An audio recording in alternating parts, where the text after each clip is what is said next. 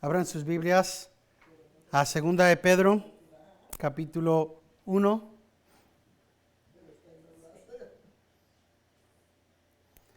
Segunda de Pedro, capítulo 1.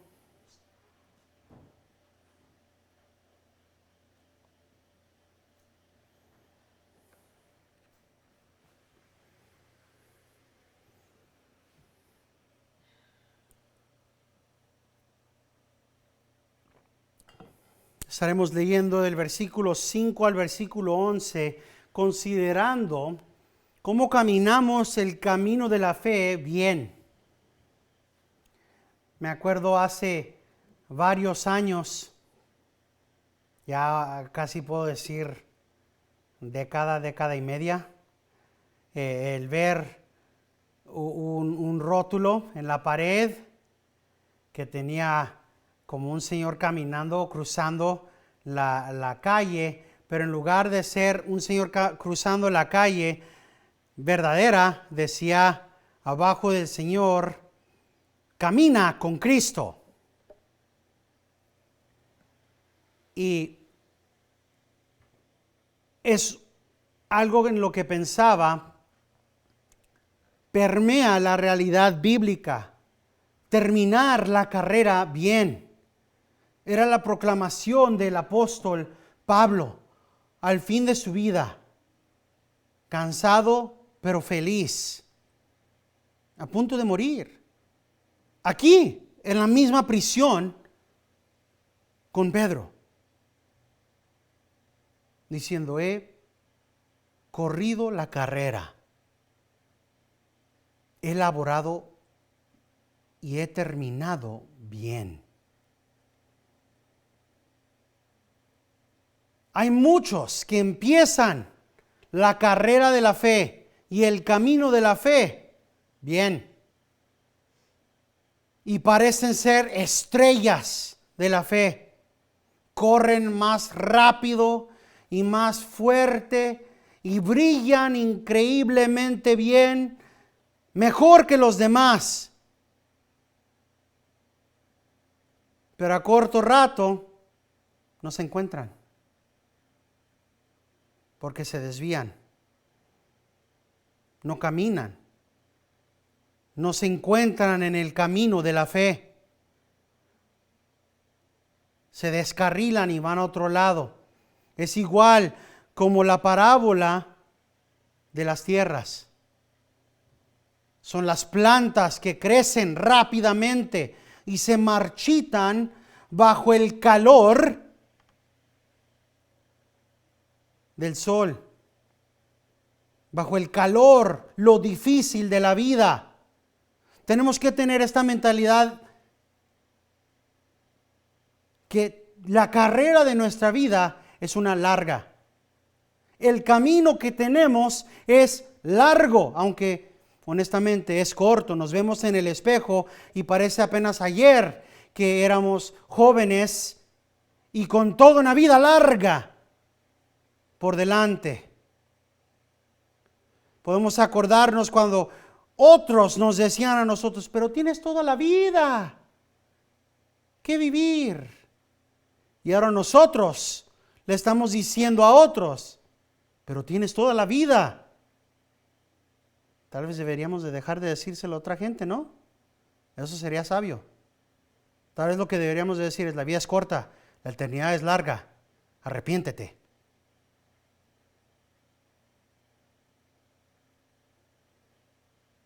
Pero con esa mentalidad tenemos que tener en mente, entonces, ¿qué hacemos?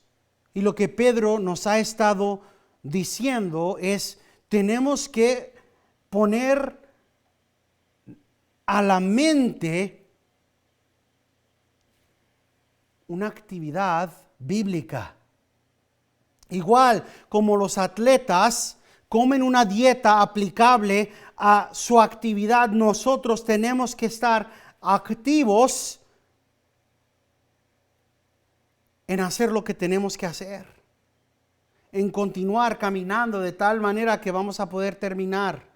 Leamos Segunda de Pedro, capítulo 1 del versículo 5 al 11. Dice así la palabra de Dios en el nombre del Padre, del Hijo y del Espíritu Santo. Por esta razón también, obrando con toda diligencia, añadid a vuestra fe virtud, y a la virtud conocimiento, y al conocimiento dominio propio, y al dominio propio perseverancia, y a la perseverancia piedad, y a la piedad fraternidad, y a la fraternidad amor. Pues estas virtudes, al estar en vosotros y al abundar, no os dejarán ociosos ni estériles en el verdadero conocimiento de nuestro Señor Jesús. Porque el que carece de estas virtudes es ciego o corto de vista, habiendo olvidado la purificación de sus pecados pasados. Así que, hermanos, sed tanto más diligentes para hacer firme vuestro llamado y elección de parte de Dios, porque mientras hagáis estas cosas, nunca tropezaréis, pues de esta manera os será concedida ampliamente la entrada al reino eterno de nuestro Señor y Salvador Jesucristo. Oremos. Padre Celestial, grande eres y digno de ser alabado. Poderoso eres y débiles y faltos en gran manera somos nosotros, Señor. Estamos a punto de leer una parte de tu palabra que demanda mucho, que pide de nosotros el obrar con diligencia, añadir virtudes grandes. Pero también, Señor, tu palabra nos dice que tú, Señor, tu divino poder nos ha concedido todo cuanto concierne a la vida y a la piedad mediante el verdadero conocimiento de Jesucristo. Señor, ayúdanos a poder, Señor, hacer, a querer el hacer. Danos sabiduría, Señor, danos diligencia, danos el querer y el hacer. Ayúdanos a ver y a oír, Señor, para que podamos ser fieles ovejas tuyas. Esto te lo pedimos, Señor, en el nombre de nuestro amado Redentor Jesucristo. Amén. Hay tanto aquí. Hablamos de las gloriosas promesas. Y si lo son tan gloriosas esas promesas. Y las tenemos en Cristo. Todas las promesas de Cristo son nuestras. Las esperanzas, el amor, la mansión, el tesoro, salvación, alimento, sabiduría, y todo eso lo tenemos aquí.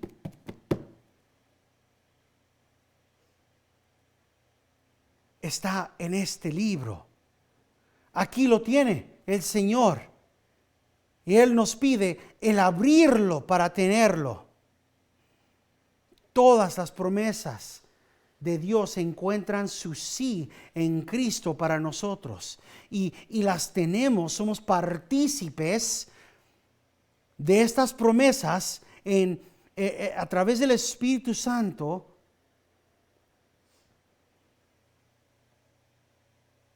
Aunque no somos diositos ni nada así, pero somos partícipes de la deidad.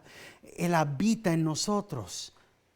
El Espíritu Santo habita en nosotros. Y más que eso, si nos acordamos de lo que dijo Cristo, dice, habiten en mí y yo habitaré en vosotros. Él habita en nosotros. Pero acuérdense que también tenemos en mente que hay una realidad que vivimos en este mundo, inescapable, que cada uno de nosotros, y yo me incluyo aquí porque no soy perfecto, yo me predico a mí mismo más que ustedes. De hecho, me predico el doble, porque muchas veces me estoy predicando antes, cuando me estoy preparando para el culto de inglés, y me preparo en el repase para el mensaje de español también. Así que me estoy predicando el doble a mí mismo. Así que cuando vemos aquí, en el versículo 4, dice: a fin de que por ellas, las promesas, lleguéis a ser partícipes de la naturaleza divina, habiendo escapado de la corrupción que hay en el mundo por causa de la concupiscencia. Hemos escapado de la corrupción de la carne. Pero sabemos que honestamente no hemos escapado completamente, ¿verdad? La guerra continúa. Cada día nos levantamos y no nos levantamos: hoy voy a ir sin pecado. De hecho, el momento en el que nos despertamos, tenemos que recordarnos: tengo que orar, tengo que orar, tengo que orar. Y si no me recuerdo, tengo que leer la palabra. ¿Leí? ¿Oré? ¿Cuántas horas han pasado? ¿Oré o no oré? ¿Leí o no leí? ¿Cuántos días han pasado desde esto? ¿Cuántos días han pasado desde el otro? La realidad en la que vivimos es el ahora y el no todavía. Somos santos, pero sí seguimos siendo santificados. Tenemos las promesas ahora, ¿verdad? Pero estamos esperando el día en el que tendremos la consumación, la realidad de esas promesas en la gloria, en el reino de Dios. Cristo es Rey ahora, pero no vemos esa realidad consumada hasta el fin. Y esa es la realidad que está estresando Pedro. No vemos todavía esa realidad. Eso significa que hay trabajo que hacer ahorita. Tenemos estas promesas. Dios nos ha dado todo, ¿verdad? Pero hay que trabajar. Son santos, son partícipes de la deidad. ¿Y cuál es la primera inclinación? Ok, entonces no tengo que hacer nada. No. Ya eres salvo. Felicidades. Ya vete a la casa y no tienes de nada que preocuparte. Nos vemos cuando mueras en el cielo. No. Y si lo lees de esa manera, entiendes entonces por qué es que Pedro está diciendo lo que está diciendo. Tienes todo lo que necesitas para la vida y para la santidad. Tienes todas las promesas y ahora aquí está la misión. Aquí está la misión. Por esta razón también, obrando con toda diligencia. Por esta razón también.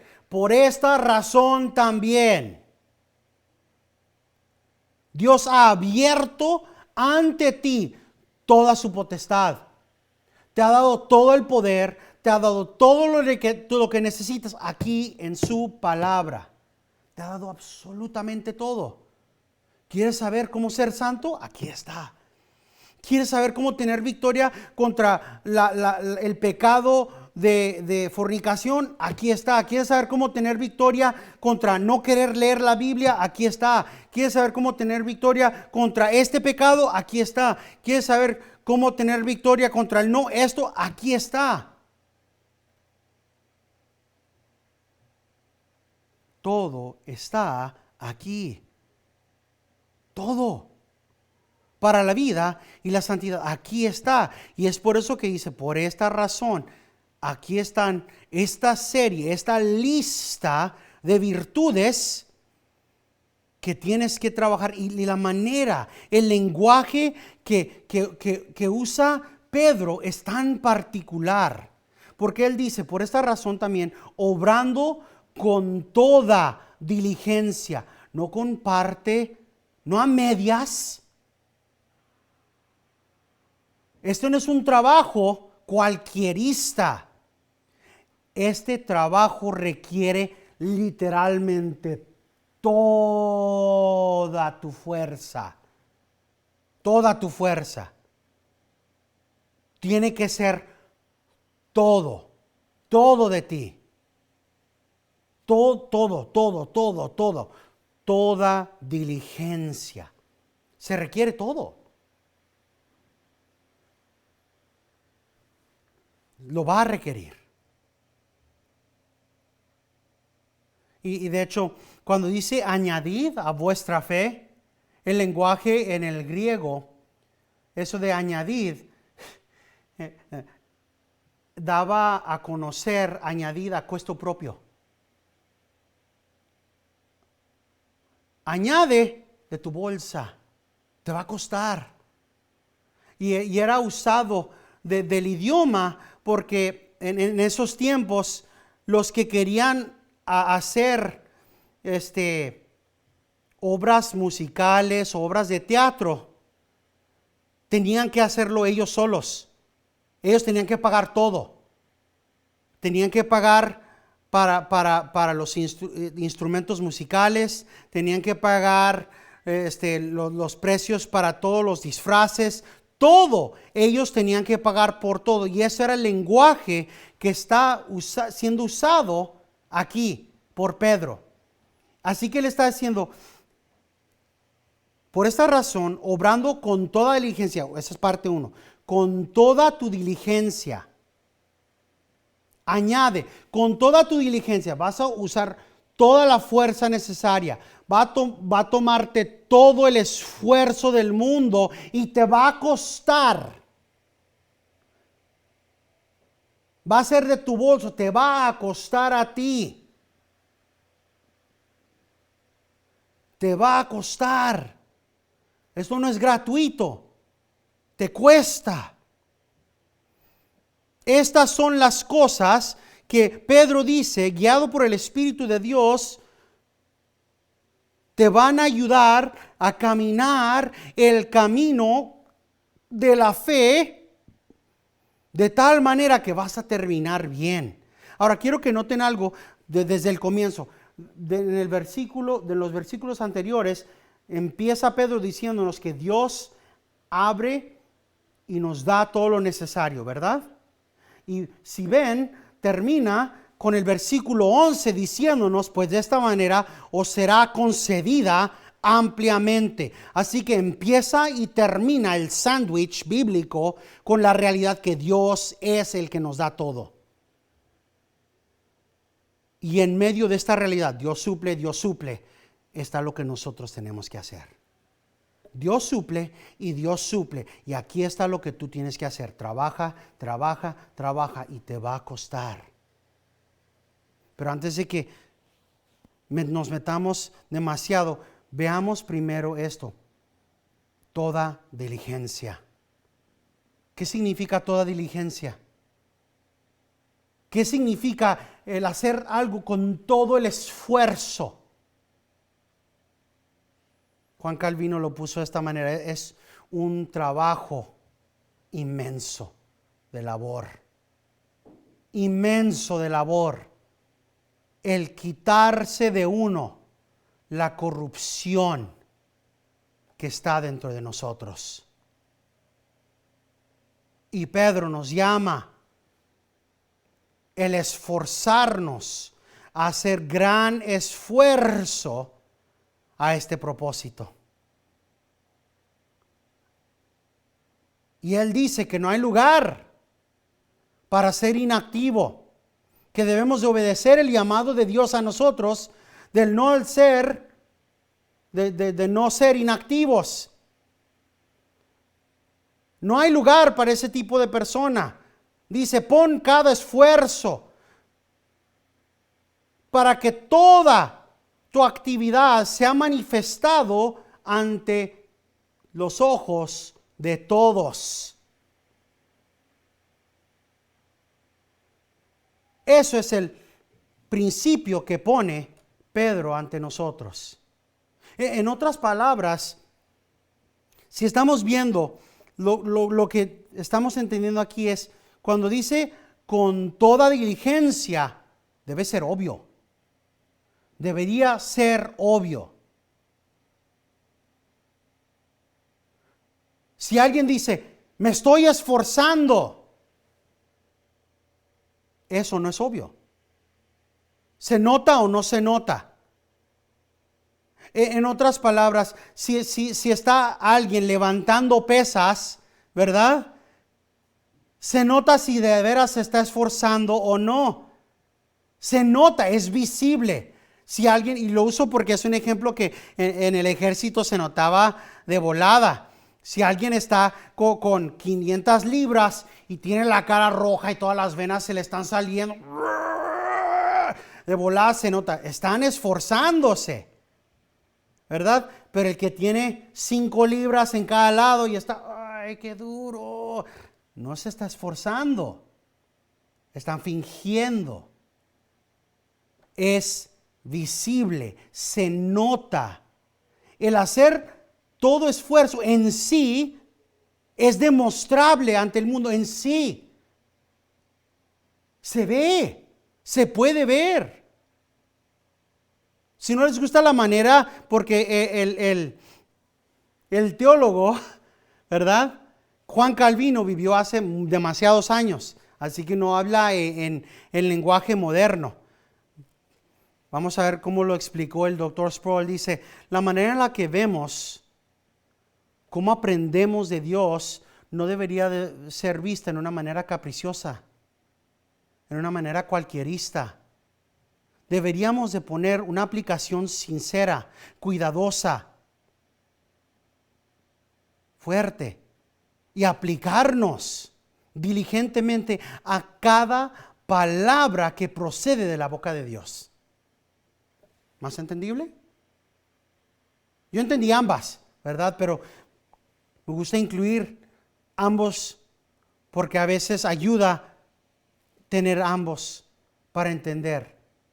Si creemos lo que dijo Cristo, que ni una iota, ni una tacha de la palabra de Dios pasará, que todo lo vale, entonces para nosotros todo lo vale, todo es importante. Todo lo que está escrito aquí es importante, todo lo vale, todo es aplicable, todo vale algo para nosotros y todo es digno de meditación. Todo debería ser masticado, todo debería de ser digno.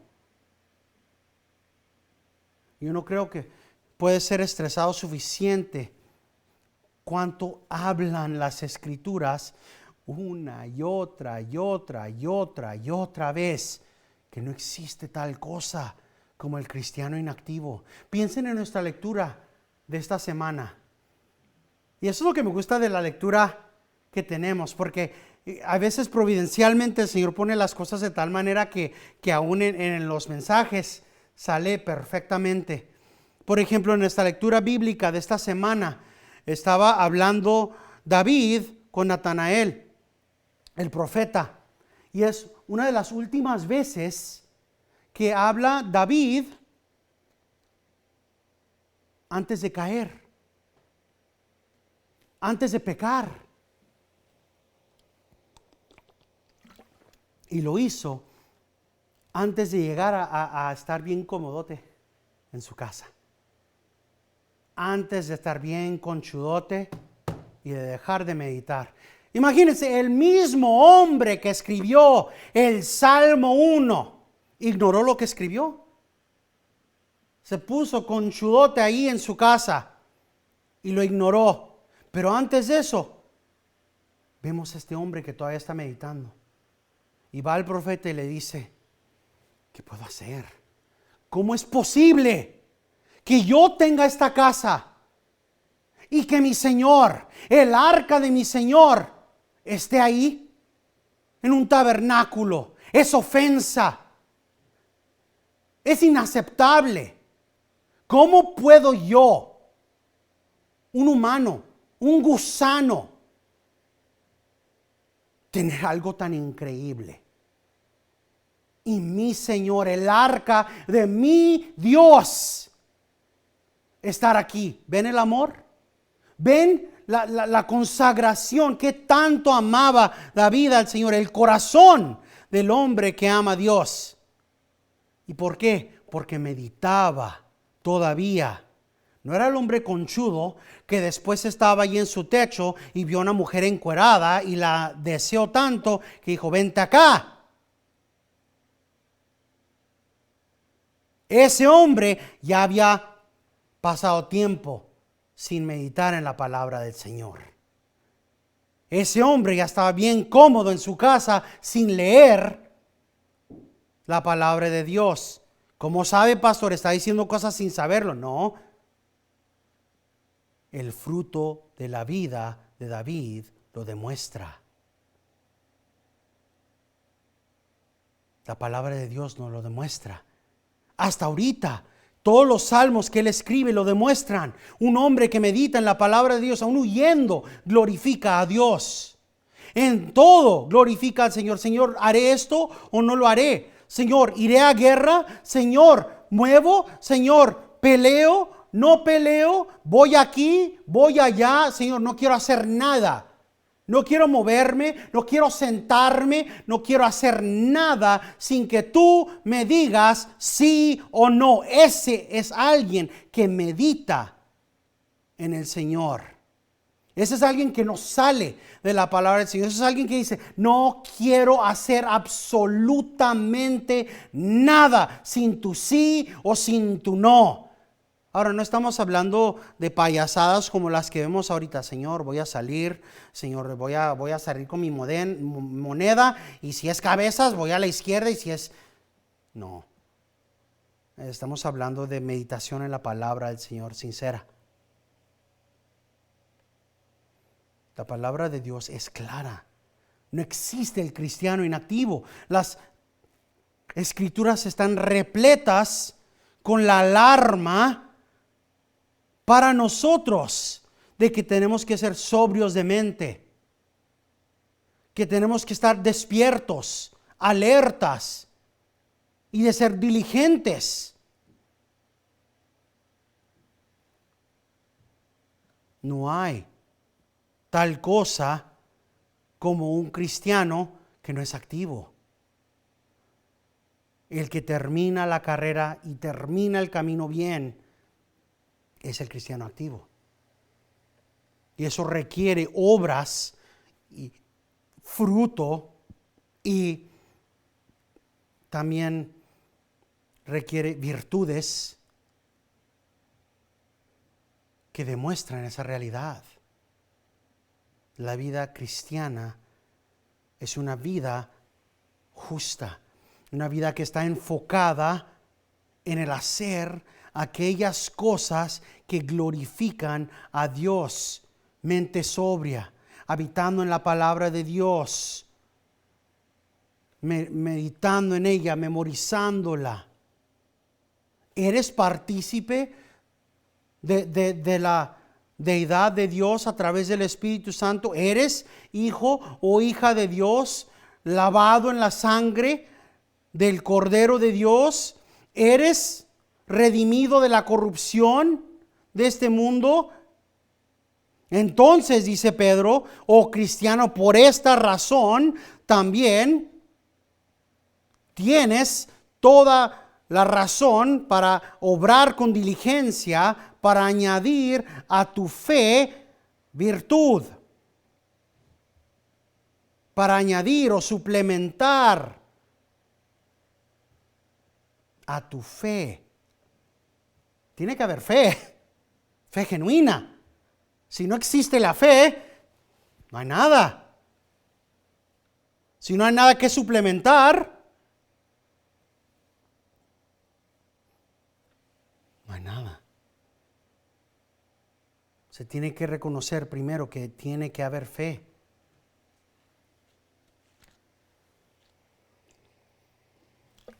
De nada sirve que alguien vea esto. Y una vez más, hay alguien que puede leer estos versículos y puede ver, ok, entonces voy a ver, ok, voy a añadir virtud y virtud conocimiento y domino. Voy a dominar mi cuerpo y voy a perseverar y voy a ser piadoso y voy a llevar un compañerismo con mis amigos y voy a amar a todo tipo de gente.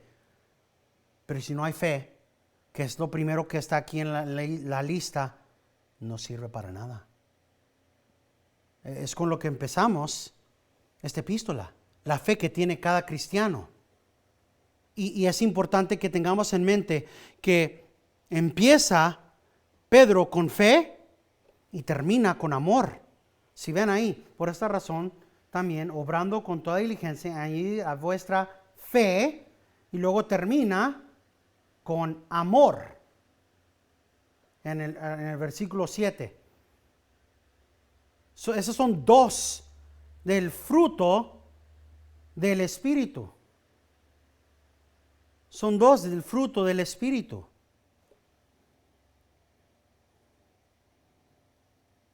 Y son dos del fruto del Espíritu, los cuales son enfatizados bastantes y sumamente hablados. La vida del cristiano es reconocida primeramente porque hay fe. Creo, Señor, creo. Sé que eres el Salvador. Sé que soy pecador. Sé que no hay salvación más que en tu nombre. Y hay amor. Te amo, Señor, te amo. Te amo y no hay a nadie que amo más que a ti, Señor. Sin ti no hay nada. Sin ti no puedo tener a nadie más. Sin ti no puedo reconocer que es amor. Le decía a mi esposa este último, bueno, ya es mayo, ¿verdad? Hace 2 meses, en nuestro aniversario, le dije, mi amor, estoy tan grato con el Señor por ti. Dije, tantos años oré por alguien que pueda amar a Dios más que a mí. Alguien que sinceramente pueda amar al Señor más que a mí. Y que pueda con sinceridad,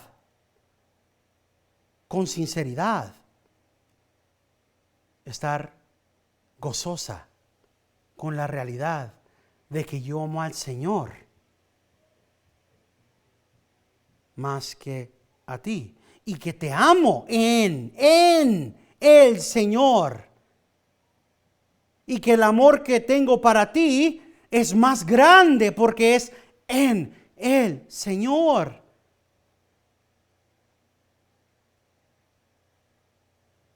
Es incomparable. Lo que el mundo quiere es un amor obsesivo. Quiero que me ames a mí más que a todo. Más que a todo.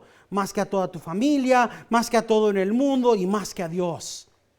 No, ese no es ni el amor ni la fe que la palabra de Dios pide. Así que definamos lo que la palabra de Dios dice. Vamos a Romanos 5 por un momento. Romanos capítulo 5.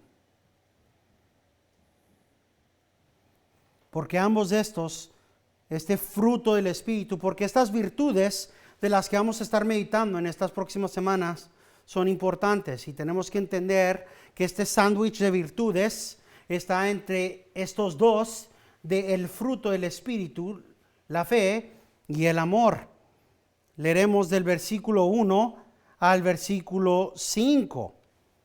Por tanto, habiendo sido justificados por la fe, tenemos paz para con Dios por medio de nuestro Señor Jesucristo, por medio de quien también hemos obtenido entrada por la fe a esta gracia en la cual estamos firmes y nos gloriamos en la esperanza de la gloria de Dios.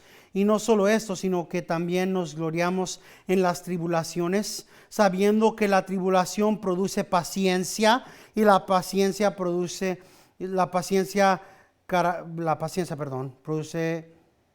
carácter probado, y el carácter probado esperanza, y la esperanza no disoluciona, produce el amor de Dios ha sido derramado en nuestros corazones por medio del Espíritu que nos fue dado. Obviamente estamos viendo dos listas de fruto del Espíritu. En ambas, fe y amor, ¿verdad?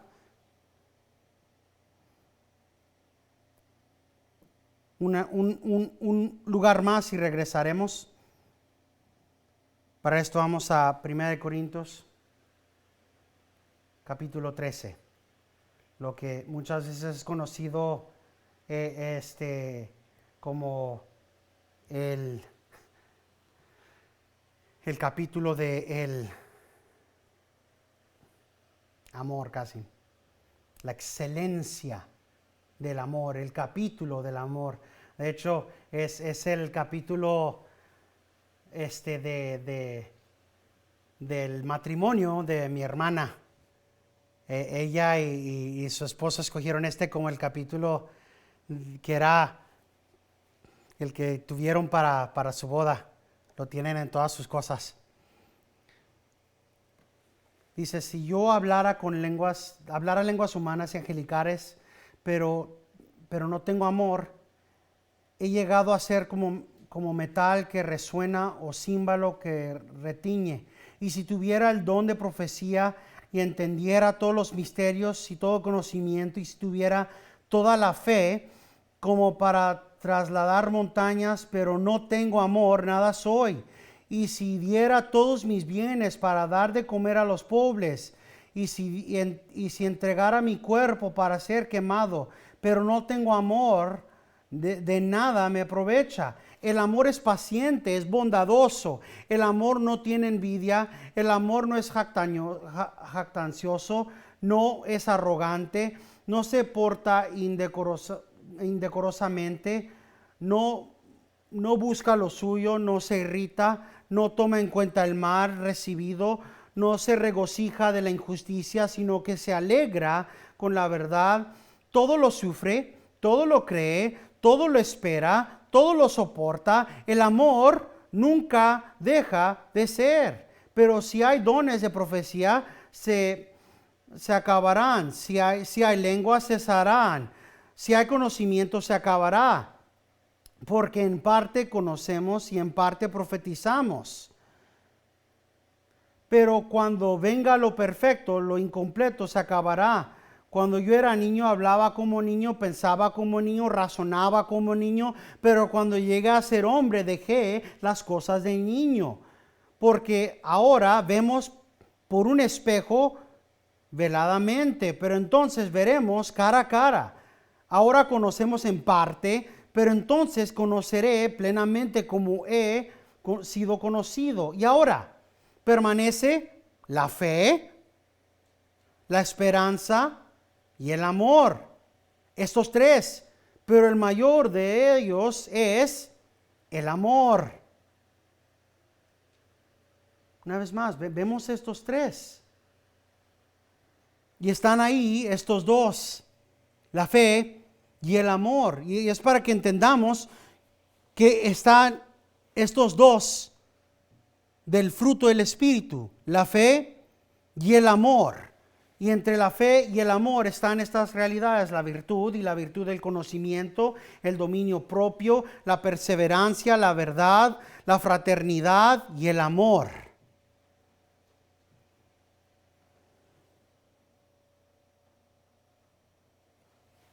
A esto, Pedro dice que han de obrar con toda diligencia para añadir o suplementar, proveer a costo propio.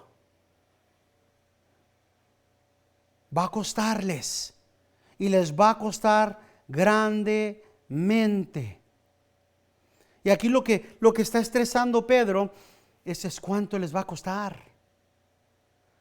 No es gratuito, no es nada más el nivel del esfuerzo, sino el precio.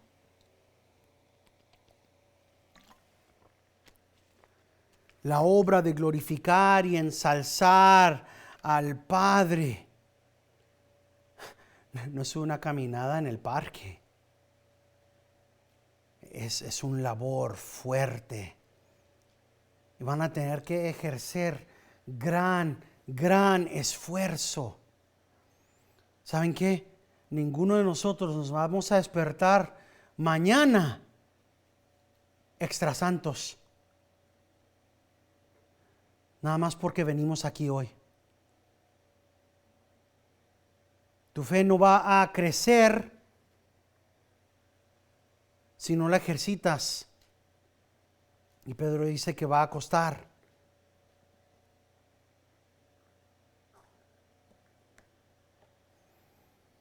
Es lo mismo que Cristo dijo. Cuenta el precio. Cuenta el costo.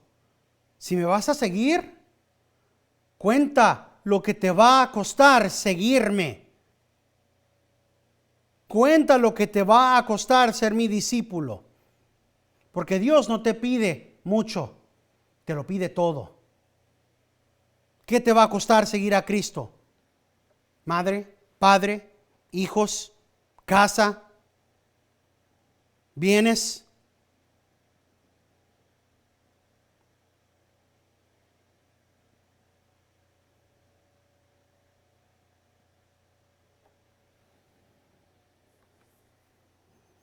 Cristo lo pide todo.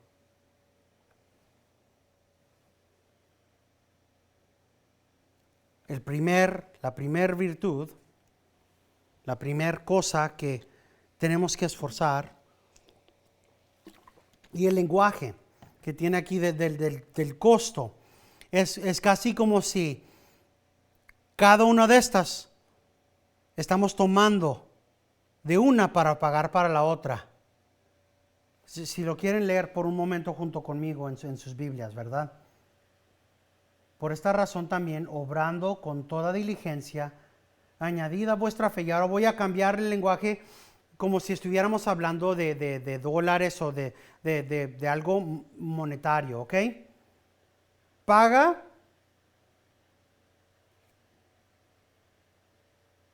con tu virtud, con un poco de tu virtud para el conocimiento.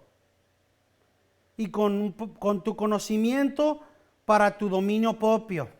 Y de tu dominio propio paga para agarrar perseverancia. Y de la perseverancia paga para agarrar piedad. Y de la piedad paga para agarrar fraternidad. Y de la fraternidad y todos los demás paga para agarrar amor. Así que ¿saben qué? Al fin de todo, ¿cuál de todas esas tiene la completitud? Ninguna. Al fin de todo, ninguna de esas está completa. Cada una de esas está en parte nada más. Cada una de esas no está completa. Porque siempre nos costó, siempre nos cuesta de esta agarrar de la otra. Es parte del idioma que está aquí. Es costoso. Tomar de esto para obtener del otro. Pero si entendemos lo que nos ha dicho Pedro, tenemos una alcancía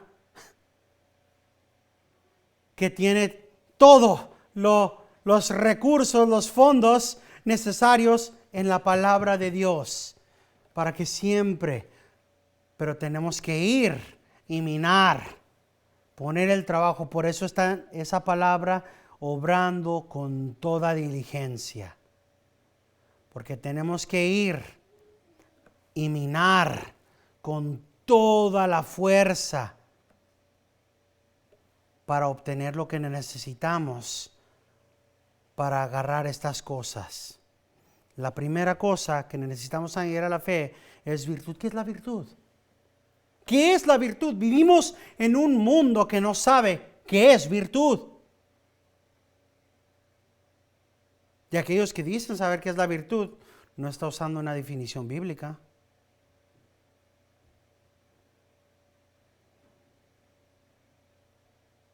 La virtud no es una filosofía, no es simplemente una característica.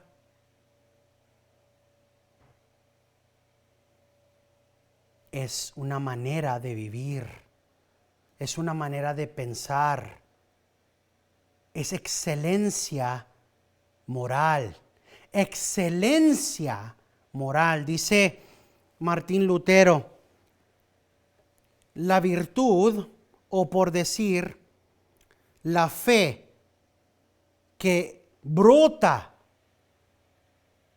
ante el mundo debería de ser tan celosa, tan activa, tan poderosa, que es demostrable en muchas obras.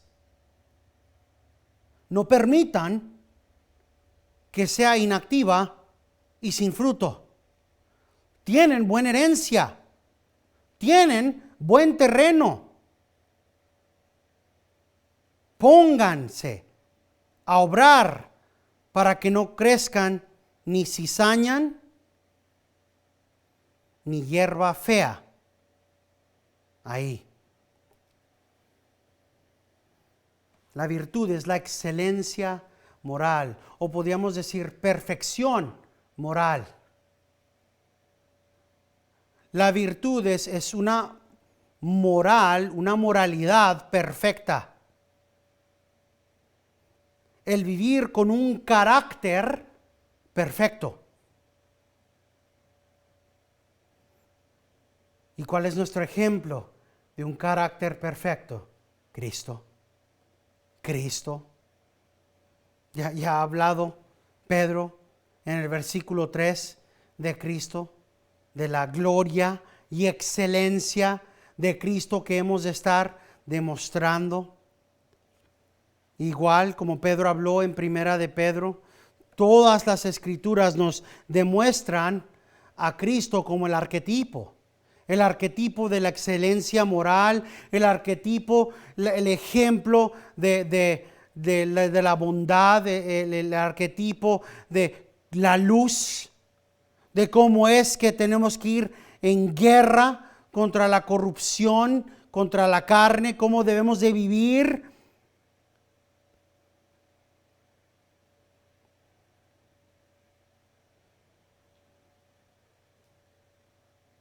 Vivir como Cristo.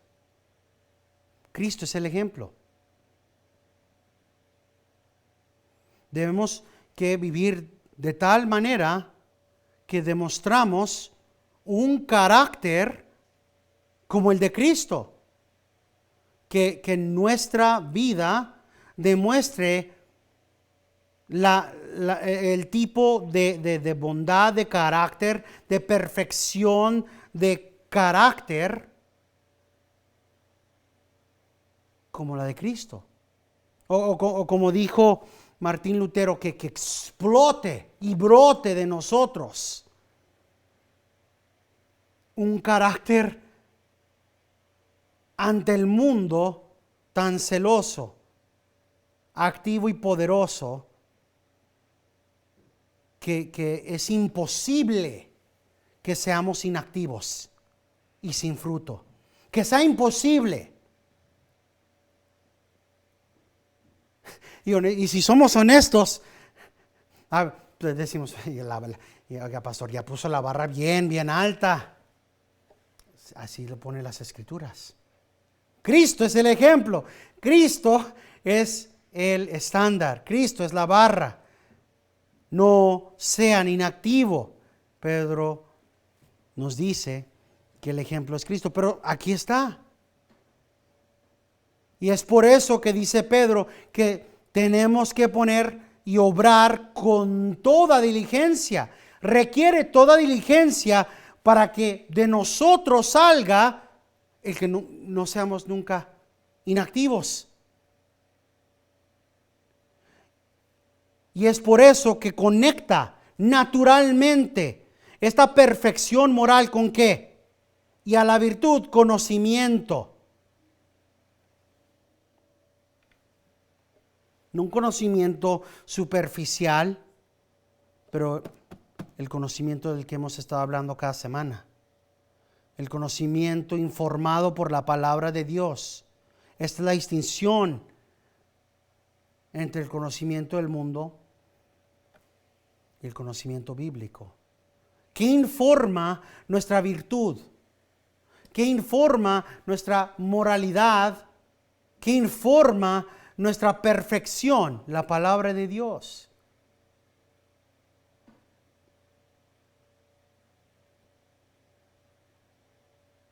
Si lo piensan, obras de virtud conforme a esta cultura de perversidad. Obras de virtud conforme a esta cultura de maldad. Son abominación ante Dios. ¿Saben qué sería una obra de virtud ahorita? El que permitan que sus hijas vayan y se trasquilen. Que se vayan y se metan inyecciones para que dejen de ser hijas y terminen por el resto de sus vidas yendo a los doctores. Una acción de virtud conforme al mundo es que permitan que los ancianos o las ancianas, que sus madres o padres vayan, si viven en Canadá, y se maten con los doctores. Esa es abominación ante Dios.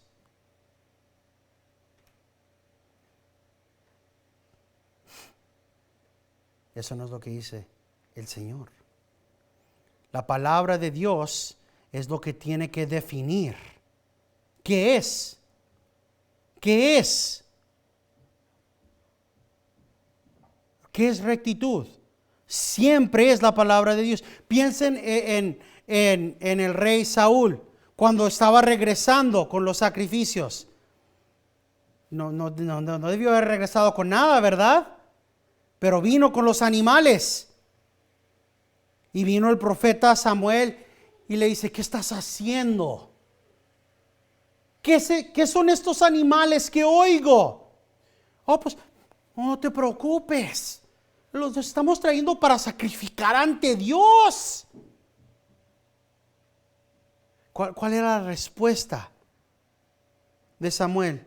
¿Tiene Jehová Dios deleite en sacrificios como tiene Él deleite en obediencia ante Dios?